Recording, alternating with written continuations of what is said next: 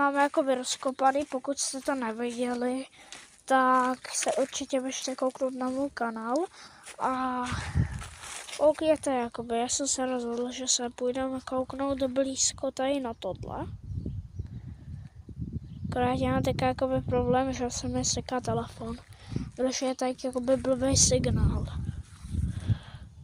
Když to budete mít trochu zasekaný, ale jako rozhodně to bude stát za to.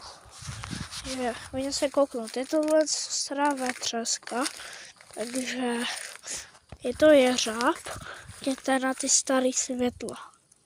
Káť nebudu na tom šahat, jo, není to moc. Ale koukejte na ten veliký hák. On je veliký. Ok, nebudu tady najšát.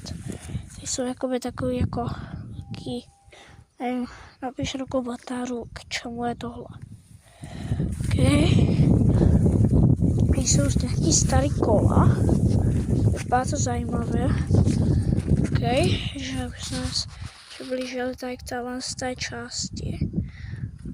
A teď má náhradní kolo. Já nebudu vlastně úplně nahoru. Hej, napište do komentářů, k čemu je tahle páčka. Já je nebudu za to tahat, jo. Prostě řekněte, napište do komentářů, co je to za páčku, na co se to používá. Někteří z vás to víjou, jsou další.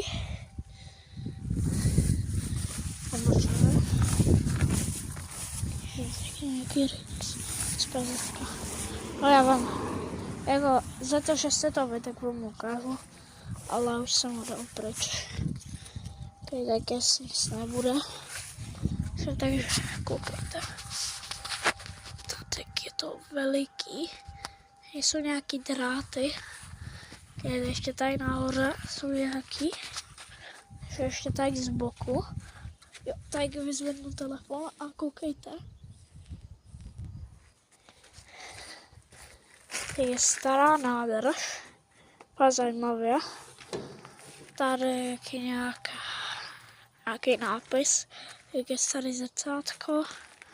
Zajímavý. Je vidět boční blinker. Tady toto jsou přední blinkery. Zajímavé, k čemu je to. OK, ono je to odemčený. Možná. Já teda nevím. Třeba jako by nevěděl.